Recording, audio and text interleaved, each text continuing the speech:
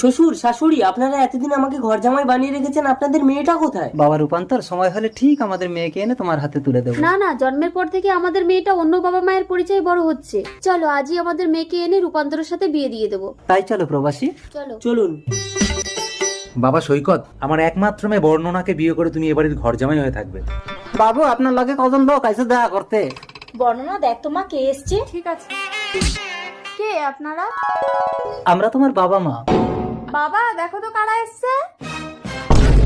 আরে মোহনবাবু, আপনি আজ 20 বছর পর। আসুন আসুন আসুন, নমস্কার। বসুন বসুন। বস রূপান্তর, আমরা আমাদের মেয়েকে নিতে এসেছি। কে আপনারা? আমরা আমি বলছি, সেদিন তুমি হসপিটালে মৃত সন্তানের জন্ম দিয়ে অচেতন হয়ে পড়েছিলে, আর ইনিই সেদিন বর্ণনাকে জন্ম দিয়েছিলেন।